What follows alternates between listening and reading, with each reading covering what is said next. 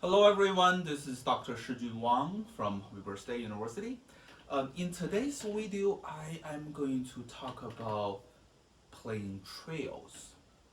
And this is again was a question from one of my YouTube viewers.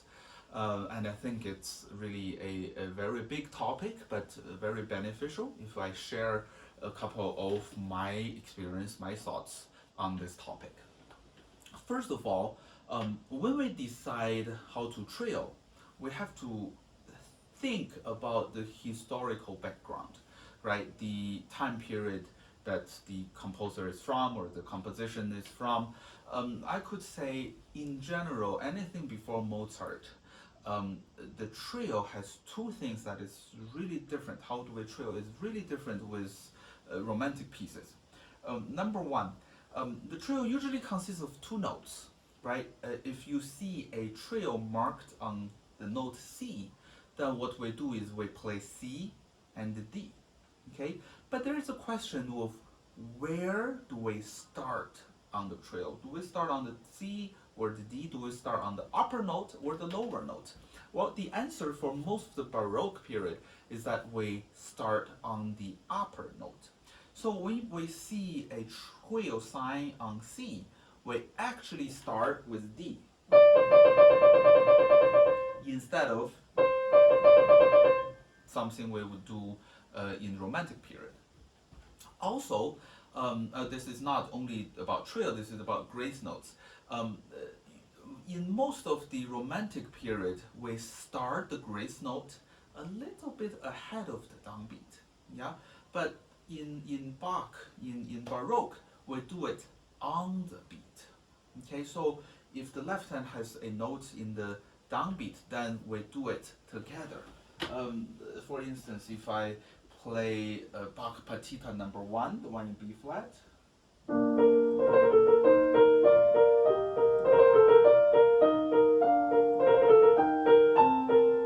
yeah, yeah, the trio is marked on the B flat, but I started on the note C, and then I start on a downbeat, right on the beat. And of course, when it's romantic, then the trill is much longer, and then we start usually on the note itself, and then the upper note.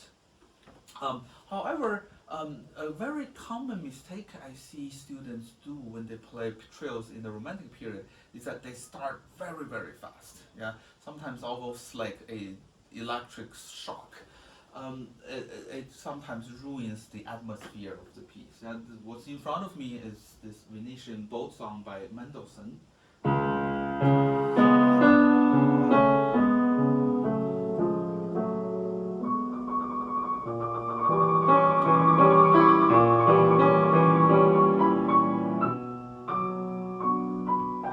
And many, many times I hear young students playing.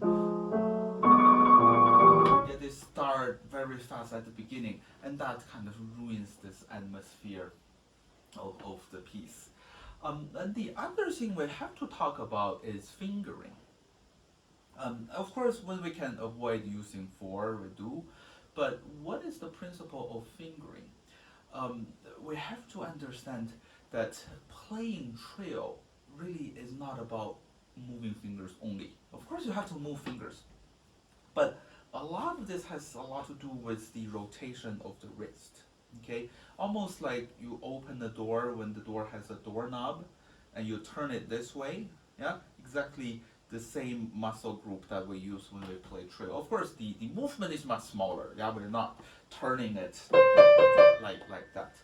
So we would use fingerings that best help us with this motion. Yeah, so anything involved with one would make it much easier. Yeah, but in this case, since the combination of the two notes is a black key and a white key, if I do 1, 3, my hand will be too squished together. So I actually play with 3 and 1. Yeah, it's not uncomfortable to me because my fingers are quite flexible, and then it helps me with this rotation in the wrist. However, the most important trick that I can share with you is that a lot of students, when they play trills, they would think lower note, upper note. So they have to rotate twice. Low, up, low note, upper note, low note, upper note. And this not only will create some tension, it will stop us from playing really fast, right? When you have too many movements, then you reduce your tempo naturally. So how do we do it? We have to do it only to one side. And then there is a kickback from the previous motion. Almost like when you turn, then you release the tension, then it will go back naturally. Yeah? So you can either think of turning to the lower notes or to the top note, but not. Yeah? In that way, of course, it will also be very, very loud. So, or either way depends on your preference. And also, make sure the trills you're doing is in the beat. Right? It's not just randomly fast notes, right? There is a rhythmic flow to it.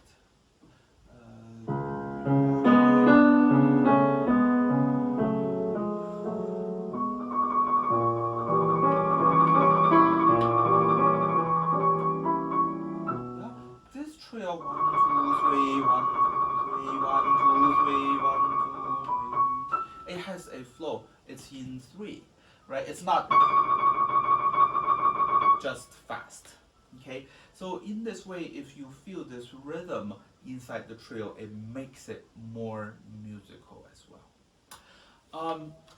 This is my last class of the semester. Today is my last day of school. And then we're going on a vacation. So I won't be able to upload videos before the Christmas. So I want to wish all of you a Merry Christmas and a Happy New Year. Thank you for your support in the year 2021. I look forward to continue seeing you all in 2022 in the new year. See you all next year. Bye bye.